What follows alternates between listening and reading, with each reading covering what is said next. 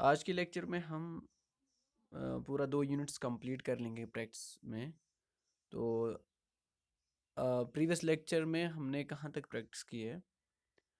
जो इस टाइप के इक्वेशंस हैं, मतलब जो भी on the right hand side होगा वो हमें पता नहीं है, लेकिन यहाँ पे क्या है, जिन डिफरेंशियल इक्वेशंस का ऑर्डर 1 हो और डिग्री 1, इसके ऊपर हमने जितने सारे मेथड्स डिस्कस की है आपके साथ रिवीजन में भी, और जब हमने ये सॉल्व इस टाइप की इक्वेशन सॉल्व भी की है, इस टाइप के इक्वेशंस हमने सॉल्व की with help of separating method या होमोजीनियस या रिड्यूसिबल टू होमोजीनियस, एग्जैक्ट, सारे के सारे मेथड जो भी हमने पढ़े ये इसके ऊपर है। Linear differential equation of order 1, linear differential equation of order 1। सो यहाँ से हमारा टॉपिक चेंज होता है। यहाँ से क्या है, यहाँ से हमें पढ़ना है सिंबॉलिक ऑपरेटर। सिंबॉलिक ऑपरेटर, हमें ये सिंबॉलिक ऑपरेटर में क्या होता है, हमें क्यों ज़रूरत पड़ा है, इसका नाम ही सिंबॉलिक ऑपरेटर। मैंने एक सिंबल यहाँ पे क्रिएट किया है, वो symbol work as an operator करते हैं, जैसे कि प्लस माइनस, वो मल्टीप्लाई डिवीजन ऑपरेटर है। यहाँ पे भी मैंने एक सिंबल क्रिएट किया है D, which is equivalent to D divide by D X. ये सिंपली एक ऑपरेटर है जो मैंने क्रिएट किया है, लेकिन यहाँ से किस टाइप के लिए इक्वेशंस होंगे, किस टाइप के डिफरेंशियल्स इक्वेशन होंगे, वो हमें देखना है। यहाँ पे क्या होगा, जो यहाँ पे लीनियर डिफरेंशियल इक्वेशन नहीं होंगे। Linear differential equation, linear differential equation of order n। अब ऑर्डर चेंज है यहाँ से, अब ऑर्डर सेम नहीं है। अब ऑर्डर यहाँ पे क्या है, 4 भी हो सकता है, 3 भी हो सकता है, 5 भी हो सकता है, लेकिन डिग्री 1 है। Linear differential equation of any order, कोई भी ऑर्डर आप ले लो, 3 ले लो, 4 ले लो, 5 ले लो, जो भी ऑर्डर आप ले लो। तो वो इस टाइप के इक्वेशंस किस तरीके से हमें सॉल्व करना है, इसीलिए जो इस टाइप के इक्वेशन जिसमें ऑर्डर वेरी होता है, मैंने एक सिंबल क्रिएट किया है डी। तो मतलब जस्ट लाइक जनरल इक्वेशन क्या है, एक्चुअली जनरल इक्वेशन है D N divide by D X N. Okay, A naught पहले कॉन्स्टेंट्स थे, यानी कि जिसको कहते हैं linear differential equation of order N with arbitrary constants. So A one D N minus one into Y D X power N minus one plus so on plus A N Y is equal to X. यहाँ पे अब check कीजिए, यहाँ पे order N है, लेकिन degree क्या है 1। यहाँ पे ऑर्डर एन माइनस 1 है, लेकिन डिग्री क्या है 1। लेकिन हमें इस डिफरेंशियल इक्वेशन का डिग्री कहाँ पे चेक करना होता है, जहाँ पे आपको हाईएस्ट ऑर्डर डेरिवेटिव मिलेगा। यहाँ पे हाईएस्ट ऑर्डर डेरिवेटिव है, इसका डिग्री 1 है। तो this is linear differential equation of nth order. So इस टाइप के इक्वेशंस को सॉल्व करने के लिए मैंने एक सिंबल क्रिएट किया है डी। डी क्या रिप्रेजेंट करता है, D divide by D X. अगर हम यहाँ पे, लेकिन क्या है, D N Y divide by D X power N, तो हम इस नोटेशन को डी पावर एन से रिप्रेजेंट कर सकते इनटू वाई, ये जो वाई है डिपेंडेंट वेरिएबल। सो इस टाइप के इक्वेशन सॉल्व करने के लिए मैंने आपको मेथड्स पढ़ाया, किस तरीके से हमें ये सॉल्व करना है। यानी कि जो on the right hand side मैंने एक्स लिखा है, इस एक्स के लिए पॉसिबिलिटी क्या क्या है, इस एक्स के लिए पॉसिबिलिटी क्या क्या है, इस x के लिए पॉसिबिलिटी है, आप चेक कीजिए जो on the right hand side में मैंने लिखा है x, इसके लिए पॉसिबिलिटी क्या क्या हो सकते हैं, और हमने पढ़ा भी कौन कौन सा पॉसिबिलिटी पॉसिबल है इसमें। एक तो ये x जो राइट हैंड साइड में, ये 0 के बराबर हो सकता है। तो उस टाइम मैंने क्या बताया आपको, खाली कंप्लीमेंट्री फैक्टर निकालना है। This works as the general solution for the given differential equation. So we have to only find complementary factor. Sir वो कंप्लीमेंट फैक्टर निकालने के लिए हमें क्या करना है, पहले हम वो डिस्कस कर लेंगे। कंप्लीमेंट्री फैक्टर निकालने के लिए हमें क्या करना है, उसके लिए हमें जो डिफरेंशियल इक्वेशन है, गिवन डिफरेंशियल इक्वेशन है ऑफ nth ऑर्डर, ये हमें सिंबॉलिक ऑपरेटर में कन्वर्ट करना है, सिंबॉलिक फॉर्म में कन्वर्ट करना है। मतलब जस्ट लाइक सी, अगर हम एक एग्जांपल यहाँ पे लेंगे, d3y divided by dx3 plus 5 times dy divided by dx plus 4 is equal to 0। यहाँ पे एक डिफरेंशियल इक्वेशन है, लेकिन जब आपको एग्जाम में कोई भी क्वेश्चन आएगा डिफरेंशियल इक्वेशन के ऊपर, आपको पहले किसके ऊपर देखना है, ऑर्डर और डिग्री चेक करना है। यहाँ पे आप चेक कीजिए, यहाँ पे डिग्री 1 है तो कोई प्रॉब्लम नहीं है, तो लेकिन डिग्री 1 है लेकिन ऑर्डर 3 है, तो सेपरेटिंग वेरिएबल्स, होमोजीनियस, एग्जैक्ट, जो भी हमने पढ़ा इसके ऊपर आपको सोचना ही नहीं है, जस्ट लीव इट। आपके किसके ऊपर सोचना है, सिंबॉलिक ऑपरेटर के ऊपर, क्योंकि हमने वही पे पढ़ा linear differential equation with nth order, that's why. तो ये with the help of symbolic operator we can evaluate it, लेकिन किस तरीके से हमें इवॉल्वेट करना है, फिर हमें इसके बाद चेक करना है क्या है राइट हैंड साइड में क्या है।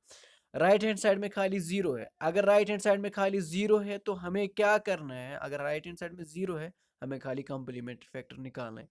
कॉम्प्लीमेंट्री फैक्टर निकालने के लिए हमें क्या करना है, जो ये डिफरेंशियल इक्वेशन है ये हमें कन्वर्ट करना है, किस में कन्वर्ट करना है, सिंबॉलिक फॉर्म में। किस में कन्वर्ट करना है, सिंबॉलिक फॉर्म में। सिंबॉलिक फॉर्म मीन्स मैंने आपको ऑलरेडी समझाया, यानी कि यहाँ पे d3 डिवाइड बाई dx3, आपको इसकी जगह क्या लिखना है, d3 इंटू वाई प्लस फिर क्या है 5d, क्योंकि यहाँ पे d divide by D X है खाली, इंटू वाई एंड फिर प्लस 4, यहाँ पे सॉरी यहाँ पे 4y into 4y is equal to 0। So फिर जब मैंने ये सिंबॉलिक फॉर्म में कन्वर्ट किया, इसके बाद आपको ऑक्सिलरी इक्वेशन निकालने हैं। ऑक्सिलरी इक्वेशन हम किस तरीके से निकालते हैं, हमें सिंपली d के जगह m रिप्लेस करने हैं, m cube plus 5m plus 4 is equal to 0। So ये अब क्या मिला, क्यूबिक इक्वेशन, जो हमें अब आपके साथ डिस्कस करना है नेक्स्ट 2 यूनिट्स में। क्यूबिक इक्वेशन किस तरीके से सॉल्व की जाती है, this is the general method for that. लेकिन आपने यहाँ पे क्या सीखा, आपको hit and trial method use करना है, फिर हिट एंड ट्रायल के बाद आपको सिंथेटिक डिवीजन यूज करना है, सिंथेटिक डिवीजन के बाद वो रिड्यूस होता है क्वाड्रेटिक में, क्वाड्रेटिक आप सॉल्व करते हैं जिस मेथड से आपको आता है, जैसे कि क्वाड्रेटिक फार्मूला है, कंप्लीट स्क्वायर है, फैक्टराइजेशन मेथड है, जो भी आपको आएगा वो आप वहाँ पे यूज कर सकते हो, कोई प्रॉब्लम नहीं है। लेकिन आपको जो नेक्स्ट 2 यूनिट्स है जिसमें थ्योरी ऑफ इक्वेशंस है, वो आपको पढ़ना है नेक्स्ट 2, मतलब किस तरीके से जनरली एक क्यूबिक इक्वेशन को सॉल्व की जाती है वो आपको देखना है। सो यहाँ पे जब हमने ये सिंबॉलिक फॉर्म है, फिर ऑक्सिलरी फॉर्म, जब रूट्स मिला, अब हमें नेचर ऑफ रूट्स चेक करना है, मतलब क्या ये रियल रूट्स है, क्या ये कम्प्लेक्स रूट्स है, क्या ये इक्वल रूट्स रियल रूट्स है, क्या ये डिस्टिंक्ट रियल रूट्स है, क्या ये इक्वल क्या ये equal pair of complex roots है, क्या ये सिड रूट्स है। यहाँ पे आपको सार जो भी, मतलब आपको पहले नेचर चेक करना है रूट्स का, फिर अकॉर्डिंगली आपको क्या लेना है, कम्प्लीमेंट्री फैक्टर, जो मैंने आपको समझाया कि किस तरीके से आपको कम्प्लीमेंट्री फैक्टर लेना होता है। अगर 2 रूट्स m1 m2 ये दोनों क्या होंगे, डिस्टिंक्ट होंगे, तो उस टाइम आपको कॉम्प्लीमेंट्री फैक्टर किसके बराबर लेना होता है, c1 e power m1 x plus c2 e power m2 x, अगर आपको याद है। अगर हो सकता है दीज टू रियल नंबर्स, यानी कि आप तो यहाँ पे क्या है, यहाँ पे 3 भी हो सकते हैं, 4 भी हो सकते हैं, 5 भी हो सकते हैं, मतलब जितना ऑर्डर डिफरेंशियल इक्वेशन का होगा इतने ही रूट्स होंगे, ठीक है, इतने ही रूट्स होंगे। सो यहाँ पे m1 m2 m3, so these are so many, okay, मतलब n रूट्स भी हो सकते हैं, n nth डिग्री इक्वेशन है n रूट्स, वो भी हमें डिस्कस करना है आपके साथ in case of polynomials. So in general आपको क्या याद रखना है, अगर डिस्टिंक्ट ऑल रूट्स है तो आपको क्या लिखना है, c1 e power m1 x plus c2 e power m2 x plus c3 e power m3 x plus c4 e power m4 x, ऐसे करके आपको लिखना है। अब अगर इक्वल रूट्स होगा तो हमें उस टाइम क्या करना है, for example m1 comma m1 comma m comma m, 3 roots वो भी इक्वल है, तो हमें क्या करना है, या 2 रूट्स वो भी इक्वल है, 4 रूट्स वो भी इक्वल है, हमें क्या करना है, हमें इस फॉर्म में लिखना है solution, c1 plus c2 x plus c3 x square into e raised power m x. यहाँ पे चेक कीजिए, पहले मैंने लिखा एक्स रेस्ट पावर 0, फिर 1, फिर 2, यानी कि जितने रूट्स रिपीट होंगे उतने ही आपको पावर लेना है एक्स को। C3 x power 4, C5 x power 5, ऐसे करके आपको चलना है। सो ये मैंने हर एक केस आपके साथ डिस्कस किया। अगर इक्वल रूट्स होंगे तो हमें किसके मतलब कम्प्लीमेंट्री फैक्टर किसके बराबर लेना है, अगर डिस्टिंक्ट होंगे तो हमें कम्प्लीमेंट्री फैक्टर किसके बराबर लेना है, वो हमने हर एक चीज़ वो मैंने टेबल में लिखवाया आपको, और मैंने वो नोट्स भी आपको भेजे। ठीक है, यहाँ तक आपको रिकॉल हुआ प्रॉपरली कि हमने क्या पढ़ा आज तक? Yes sir. ओके। सो फिर आपको वो कॉम्प्लेक्स रूट्स के लिए आपको पता है, कॉम्प्लेक्स रूट्स के लिए हमें क्या, हम उसमें हमें इस type E power alpha x into cos of beta x plus I plus sign of beta x, हाँ, अगर इस टाइप का रूट होगा alpha plus minus iota beta, तो इस टाइम हमें इस फॉर्म में सोल्यूशन लिखना है। सो फिर अगर डिस्टिंक्ट होंगे तो उस टाइम हमें क्या करना है, फिर हमें ई पावर, हाँ, e power beta x into cos of, यहाँ पे अल्फ़ा 1 है अल्फ़ा 2, जो भी रिप्लेसमेंट होगा वहाँ पे मतलब अकॉर्डिंगली हमें लेना है। तो ये पॉसिबिलिटी है, ये इस तरीके से हम कम्प्लीमेंट्री फैक्टर निकाल सकते हैं। अब अगर मैंने वो केस आपके साथ डिस्कस किया है, अगर राइट हैंड साइड में 0 होगा, यहाँ पे I note it, on the left hand side क्या है, linear differential equation of nth order. अब यहाँ पे ये इस पे डिपेंडेंट है, राइट हैंड साइड में क्या है, क्या यहाँ पे खाली 0 है, अगर 0 है तो आपको खाली निकालना है कम्प्लीमेंट्री फैक्टर। क्या राइट हैंड साइड में ई पावर ए एक्स भी हो सकता है? अगर राइट हैंड साइड में ई पावर एक्स है, अब यहाँ पे हमें एक कम्प्लीमेंट्री फैक्टर निकालना है, ये बात भी याद, और पर्टिकुलर इंटीग्रल निकालें, क्योंकि जनरल सॉल्यूशन किसके बराबर होता है, जनरल सॉल्यूशन किसके बराबर होता है, complementary factor plus particular integral. यहाँ से नया कंसेप्ट आया पर्टिकुलर इंटीग्रल, जो मैंने आपको समझाया अभी। पर्टिकुलर इंटीग्रल किसके बराबर होता है, 1 divide by function in terms of D into x, 1 divide by function in terms of D into x. So फिर हमें x का वैल्यू जो है इस पे ये डिपेंडेंट करता है कि x अगर इस टाइप का होगा e पावर ए एक्स, तो what we have to do, हमें क्या करना है, अगर इस टाइप का होगा हमें सिंपली क्या करना है, d के जगह a डालना है, d के जगह a डालना है। अगर वो हो सकता, अगर ये इवाल्वेट करके 0 के बराबर आया, ये एफ ऑफ डी आपने अब सॉल्व किया, डी के जगह आपने क्या डाला ए, यानी कि अगर डी स्क्वायर होगा तो आपको ए स्क्वायर डालना है, अगर डी क्यूब होगा तो आपको ए क्यूब डालना है, अगर डी 4 होगा तो आपको ए 4 डालना है। हो सकता अगर ये वहां पे 0 के बराबर आया सॉल्व करके, ये भी पॉसिबिलिटी है ये 0 के बराबर आ सकता है। अगर 0 के बराबर आया तो this is not well different, तो 1 divide by 0 this is meaningless. तो अब हमें क्या करना है, यहाँ पे आपको डिफ्रेंशिएट करना है। डिफ्रेंशिएट करने का तरीका क्या है, जितने टाइम्स आप डिफ्रेंशिएट कर लो उतनी ही टाइम्स आपको x को पावर लेना। अगर फर्स्ट टाइम आपको डिफ्रेंशिएट, अगर आपने फर्स्ट टाइम डिफ्रेंशिएट किया तो x पावर 1 लेना है, अगर सेकंड टाइम डिफ्रेंशिएट किया तो x पावर 2 लेना है। मतलब नीचे तो हमें डिफ्रेंशिएट कंटिन्यूस, वो जो हमें रूल्स आपने डिफ्रेंशिएशन के ऊपर पता है, मतलब प्रोडक्ट रूल, कोशेंट रूल, या पावर डाउन पावर -1, या कास को साइन होता है, कोसाइन को, मतलब जो भी आपको याद है डिफ्रेंशिएशन किसको क्या होता है, वो हमें यूज़ करना है।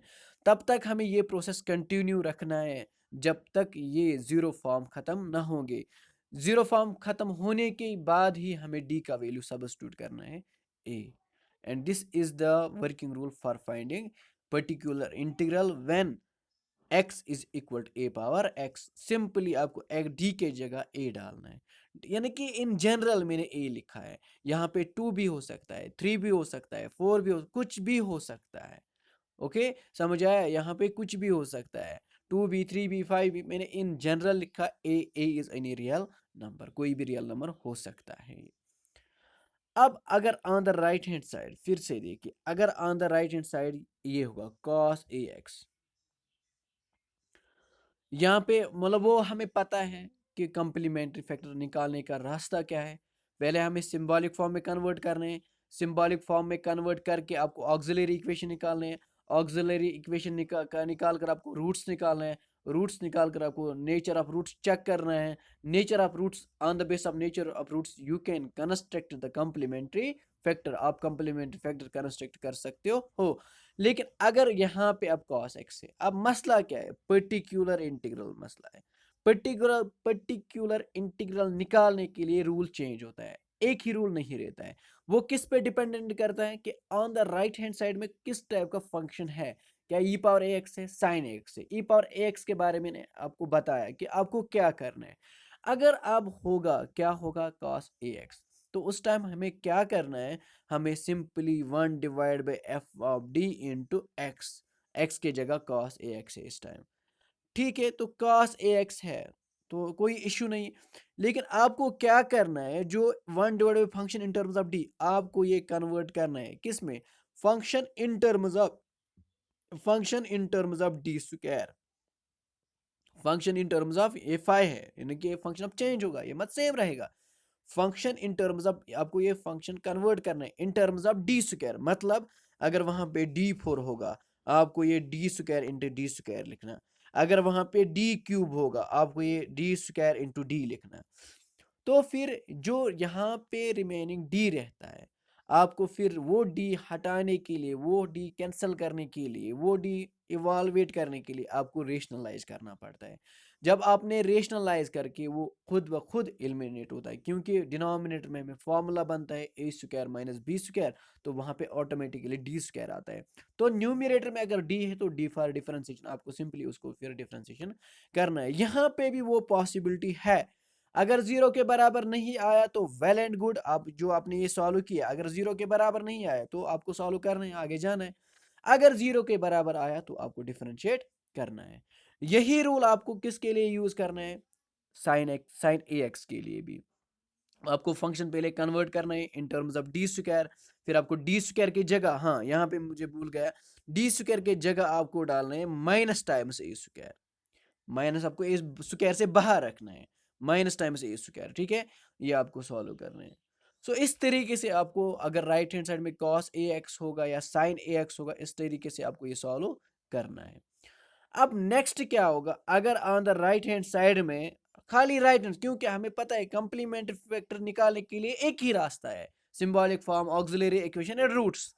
लेकिन पर्टिकुलर इंटीग्रल निकालने के लिए रूल चेंज होता है। वो किस पे डिपेंडेंट करता है कि राइट हैंड साइड में किस टाइप का फंक्शन अवेलेबल है। आपको समझ आता है? हाँ, आपको समझ आता है, मैं आपको क्या समझा रहा हूँ, जो मैंने ऑलरेडी आपको पढ़ाया वही मैं रिपीट कर रहा हूँ। मतलब हर एक के ऊपर हमने क्वेश्चंस भी किए हैं, हर एक के ऊपर हमने वर्किंग रूल भी पढ़ा है। सिंपली आपको ओवरव्यू लास्ट में आपको देता हूँ, क्योंकि आपको पूरा रिकॉल हो जाएगा हमने क्या पढ़ा। ठीक है ना। अक्सर अक्सर लोगों में क्या कंफ्यूजन रहता है कि सर इतना सारा हमने पढ़ा, हमें किस टाइम पे क्या रूल यूज करना है। वो मैंने आपको साथ साथ बताया कि किस तरीके से आपको आइडेंटिफाई करना है, आपको कौन सा रूल कहाँ पे यूज होगा, सिंबॉलिक ऑपरेटर कहाँ पे यूज करना है, मिसलिनियस फॉर्म कहाँ पे यूज करना है, सेपरेटिंग वेरिएबल्स कहाँ पे यूज करना है। वो मैंने हर एक स्टेप आपको बताया कि किस तरीके से आपको आइडेंटिफाई करना है, तो मुझे कहाँ पे क्या यूज करना है। ठीक है। अगर आप राइट हैंड साइड में, लेफ्ट हैंड साइड में जो भी होगा हमें पता है, लेफ्ट हैंड साइड में nth ऑर्डर डिफरेंशियल इक्वेशन। अगर राइट हैंड साइड में in general x power m होगा, तो ये इवॉल्वेट करने, यानी कि वो कंप्लीमेंट्री फैक्टर निकालने के लिए हमें पता है हमें क्या करना है। कंप्लीमेंट्री फैक्टर निकालने के लिए तो पर्टिकुलर इंटीग्रल भी हमें क्या करना है, 1 divided function of d into x power m। अब ये सॉल्व करने के लिए हमें क्या करना है, यहाँ पे स्मॉलेस्ट पावर ऑफ d हमें कॉमन निकालना है। क्यों, हमें ये दो फार्मूलाज यहाँ पे यूज करना है, 1 minus X whole power minus 1 या 1 plus X whole power minus 1। ये दो फार्मूलाज हमें कंटिन्यूअसली यहाँ पे यूज होता है। ये किसके बराबर होता है, मैंने आपको समझाया, दोनों जगह पे क्या है माइनस, तो हर एक टर्म पॉजिटिव रहता है, 1 plus x square plus x cube. यहाँ पे अल्टरनेटिव साइन है, अल्टरनेटिव साइन ही रहता है, 1 minus x plus x square plus minus x cube plus so on. So smallest power of D, वो आपको कॉमन निकाल कर ऑटोमेटिकली वो किस फॉर्म में कन्वर्ट होगा, या इस फॉर्म में कन्वर्ट होगा या इस फॉर्म में कन्वर्ट। फिर आपको इन दोनों फार्मूला से में एक फार्मूला यूज करना है, तो आपको अपना रिजल्ट मिलेगा, आपको अपना फाइनल रिजल्ट। फिर मैंने आपको सिखाया कि आपको क्या करना है, कहाँ तक ये टर्म्स एक्सपेंड करना है। It depends upon the power of x, जितना पावर ऑफ एक्स, जितना एक्स का पावर होगा उतने ही फैक्टर्स तक आपको ये एक्सपेंड करना है। 1 + x², 1 + x + x², अगर x² होगा पावर, अगर x³ होगा तो थर्ड टर्म तक, अगर x4 होगा तो फोर्थ टर्म तक आपको ये एक्सपेंड करना है। और एक फॉर्म में अब ये हमने क्या क्या पढ़ा, ई पावर एक्स भी पढ़ा, साइन एक्स भी पढ़ा, कॉस एक्स भी पढ़ा, एक्स पावर एम भी पढ़ा। अब अगर प्रोडक्ट होगा ई power A x into cos a x, अब नया कंसेप्ट आया यहाँ पे। अगर राइट हैंड साइड में क्या होगा, प्रोडक्ट ऑफ टू फंक्शन, लेकिन पर्टिकुलरली वहां पे मल्टीप्लाई में क्या होगा, ई। यहाँ पे कॉस भी हो सकता है, साइन भी हो सकता है, एक्स पावर एम भी हो सकता है सिंपली, लेकिन पर्टिकुलरली फिक्स्ड क्या यहाँ पे रहता है, एक ई पावर ए एक्स। इस टाइप के जो इक्वेशंस है, इस टाइप में जो अगर राइट हैंड साइड है, तो हमें किस तरीके से पर्टिकुलर इंटीग्रल निकालना है, किस तरीके से पर्टिकुलर इंटीग्रल निकालना है, 1/, फंक्शन ऑफ डी इंटू वही एक्स की जगह जो भी है वो हमें डालना है, e power A x cos a x. ठीक है, तो ये इवाल्वेट करके करने के लिए आपको क्या करना है, जो ई पावर ए एक्स है ये आपको बाहर लेना है।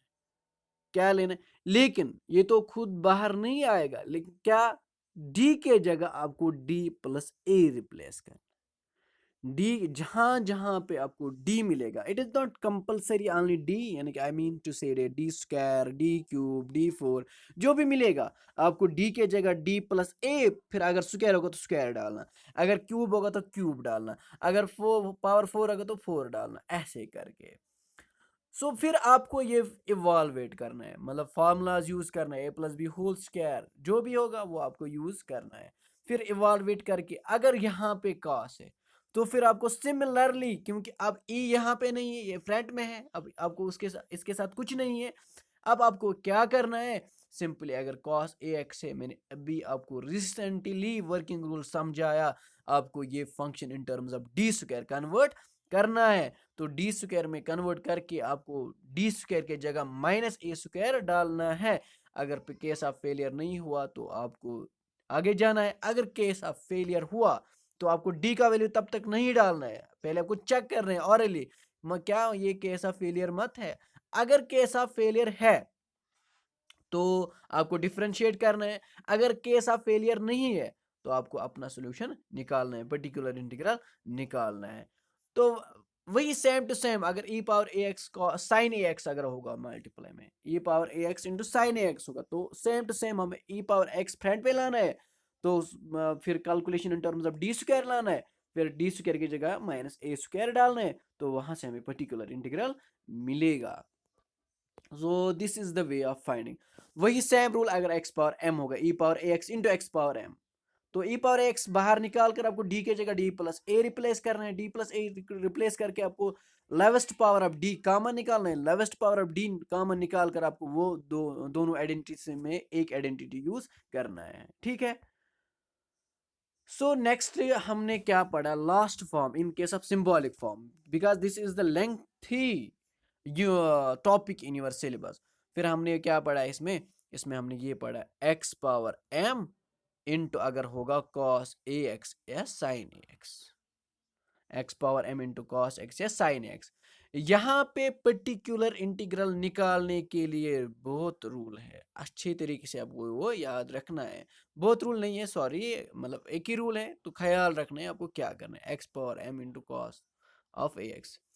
पर्टिकुलर इंटीग्रल निकालने के लिए आपको यहाँ पे क्या करना है, आप अगर यहाँ पे कास होगा, नीड टू रिमेंबर, अगर यहाँ पे कास होगा तो आपको रियल पार्ट लेना है, आपको क्या लेना है, रियल पार्ट। रियल पार्ट किसका, 1 function of D into x power m E power A x, E power A x, क्योंकि यहाँ हमें पता है ई पावर, सॉरी, ई पावर आयोटा, आयोटा ए एक्स, हमें पता है ई पावर आयोटा थीटा किसके बराबर होता है, cos theta plus iota sine theta.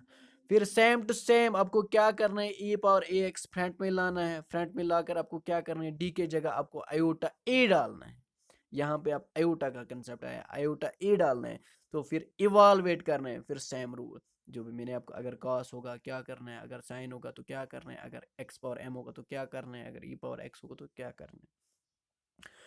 अगर यहाँ पे अब साइन होगा, अगर यहाँ पे अब साइन होगा, कहाँ पे, अगर यहाँ पे अब साइन होगा, अगर यहाँ पे साइन हो, तो आपको क्या करना है, यहाँ पे आपको इमेजिनरी पार्ट लेना है।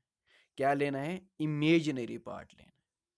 ओके, आपको इमेजिनरी पार्ट लेना है, किसका, 1/x⁴m इंटू ई पावर आयोटा एक्स। तो वही सेम रूल, ई पावर बाहर आएगा तो बाहर, तभी जाके ये बाहर आएगा, तो आपको डी के जगह आपको डी प्लस आयोटा ए, फिर वो इवालुएट करना है, इवालुएट करके आपको लावेस्ट पावर ऑफ डी कॉमन निकालना है, लावेस्ट पावर ऑफ डी कॉमन निकाल कर आपको दोनों में से एक आइडेंटिटी यूज़ करना है, जो भी वहाँ पे पॉसिबल होगा वो यूज़ करके आपको वो फैक्टर्स एक्सपेंड करना है, एक्सपेंड करके आपको क्या करना है, फिर आपको इवालुएट करना है, तो वहाँ पे आपको पर्टिकुलर इंटीग्रल मिलता है। इस तरीके से हमने ये किया कंप्लीट सिंबॉलिक ऑपरेटर। फिर हमने इसमें कॉशी यूलर इक्वेशन पढ़ा है। कॉशी यूलर इक्वेशन किस फॉर्म में होता है, वो इस फॉर्म में, यहाँ पे क्या अब होता है, यहाँ पे this is a particular topic in your syllabus, आपको ये खुद ब खुद आइडेंटिफाई होगा वहाँ पे एग्जाम में, कि यहाँ पे a naught x power N D N Y divide by d. आपने कभी तक आज देखा, जो भी हमने आज तक जो भी क्वेश्चन हमने सॉल्व किया, क्या आपने देखा मल्टीप्लाई में वेरिएबल है किसी डेरिवेटिव को, देखा कभी, कहीं किसी क्वेश्चन में आपने देखा ये मल्टी डेरिवेटिव, देखा कहीं पे, कहीं पे हमने नहीं देखा है, लेकिन this is the first time जहाँ पे हमने देखा। यहाँ पे उसको क्या कहते हैं, उसको कहते हैं कॉशी लीनियर इक्वेशंस, ठीक है ना, जो मैंने आपको कॉशी यूलर इक्वेशंस, ठीक है ना, कॉशी यूलर इक्वेशंस। यहाँ पे आपको एक बात याद रखना है, बाकी जो भी रूल्स आपने सिंबॉलिक ऑपरेटर में यूज़ किया है वही रूल्स सेम टू सेम यहाँ पे भी करना है। लेकिन आपको यहाँ पे क्या याद रखना है, यहाँ पे आपको सब्स्टिट्यूशन करने हैं। वो सब्स्टिट्यूशन याद है आपको, कौन सा सब्स्टिट्यूशन करना है, e power z is equal to x, ये सब्स्टिट्यूशन आपको करना है, यानी कि जिसमें क्या आता है, z is equal to log x के बराबर आता है, ये सब्स्टिट्यूशन करना है आपको यहाँ पे।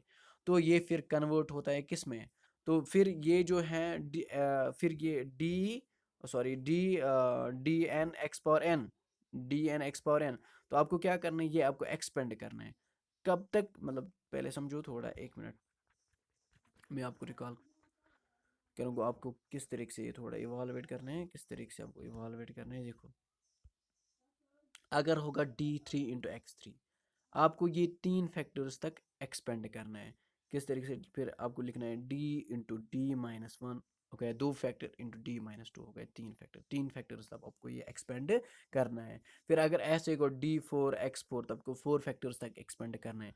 अगर 5 फैक्टर्स, इसीलिए अगर n होगा तो n फैक्टर्स तक आपको एक्सपेंड करना है। फिर आपको इसमें ये सब्स्टिट्यूशंस यूज़ करने हैं, ये सब्स्टिट्यूशंस यूज़ करके आपको क्या मिलेगा वहाँ पे, ये कन्वर्ट होगा किस में, सिंबॉलिक, मतलब ये सिंबॉलिक ऑपरेटर में, सिंबॉलिक ऑपरेटर के बाद सेम रूल है, अगर जो भी राइट हैंड साइड में को, मगर पर्टिकुलर टाइप ऑफ फंक्शन यही टाइप है, एक तो ई पावर ए एक्स हो सकता है, साइन ए एक्स हो सकता है, कॉस ए एक्स हो सकता है, या प्रोडक्ट हो सकता है एक्स पावर एम हो सकता है, या e power x into cos x से साइन ए एक्स, या x power m into cos a x, इस टाइप की, बस these are the particular types, आपको याद भी रखना है, जहन में भी रखना है, इस टाइप के वहाँ पे हो सकते हैं। अगर वहाँ पे है इस टाइप का तो डन, तो कोई प्रॉब्लम नहीं है, तो आपको ये सॉल्व करना है।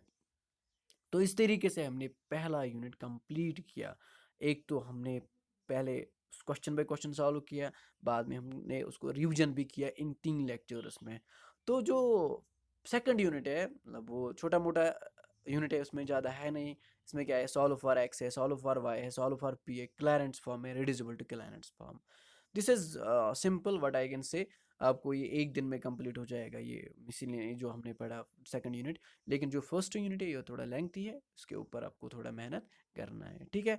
तो इंशाल्लाह from Monday I will start next 2 units, and जो ये इसका जो मिसलेनियस फॉर्म्स का जो प्रैक्टिस रहेगा, ये हम लास्ट में करेंगे। पहले हम वो दो यूनिट्स कंप्लीट करेंगे, पहले हमें कंप्लीट सिलेबस करना है, बाद में हमें थोड़ा अगर टाइम मिला तो हम रिविजन कर लेंगे, अगर टाइम नहीं मिला तो आपको खुद प्रिपेयर करना है और खुद एग्ज़ाम में जाना है। तो वहाँ पे आपको कितने में ऐसे आपको मार्क्स होता है, 70 में से पर 30 शायद, 30 में से 30 and 70. फाइनल एग्जाम कितने में होता है आपको? Was paradas, otras sílabas pasadas y otra. हाँ, शायद Las मुझे tres पता नहीं है, directas चलो aquí. देखना है तो आपको, आई होप डेट जितना मैंने मेहनत किया आपके लिए, आपको अगर 70 होगा तो आपको 70 में से कम एटलीस्ट कम से कम 60 मिलना चाहिए। इतना मैंने आपको अच्छे से पढ़ाया और मैंने आपको नोट्स भी प्रोवाइड किया है। Thank you, thank you for watching my lecture.